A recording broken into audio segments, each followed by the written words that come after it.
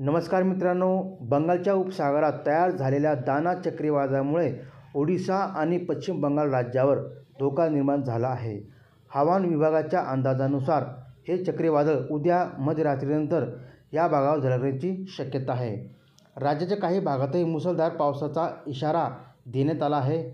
चक्रीवादळाचा उगम आणि प्रवास पूर्व मध्य बंगालच्या उपसागरात काल निर्माण झालेल्या उच्च दाबाच्या क्षेत्राचे रूपांतर दाना चक्रीवादळात झाले आहे. हे चक्रीवादळ ताशी 15 किमी वेगाने ईशान्येकडे सरकत असून ओडिशाच्या पारादीपासून 520 किलोमीटर दक्षिण-पूर्व, पश्चिम बंगालच्या 600 किलोमीटर आग्नेयपूर्व आणि बांगलादेशातील खेपूरपासून 610 किलोमीटर दक्षिण-पूर्व स्थित आहे. चक्रीवादळ तीव्र स्वरूप धारण करून उद्या सकाळपर्यंत अधिक तीव्र होण्याची शक्यता आहे. गुरुवारी रात्री किंवा शुक्रवारी सकाळी हे चक्रीवादळ ओडिशातील भितरकनिका आणि धमारा येथे किनारपट्टी ओलांडण्याची शक्यता आहे.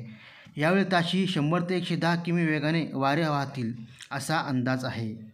आज आणि उद्या राज्याच्या विविध भागांमध्ये हलक्या ते मुसळधार पावसाचा इशारा देण्यात आला आहे. कोकण, रायगड, रत्नागिरी, सिंधुदुर्ग, ठाणे येथे पावसाची शक्यता आहे.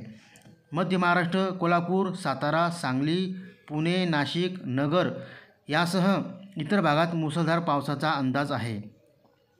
मराठवाडा आणि विदर्भ, बीड, नांदेड, लातूर, बुलढाणा, अकोला, अमरावती, वर्धा, वाशिम येथे मेघगर्जनेसह पाऊस होण्याची शक्यता आहे.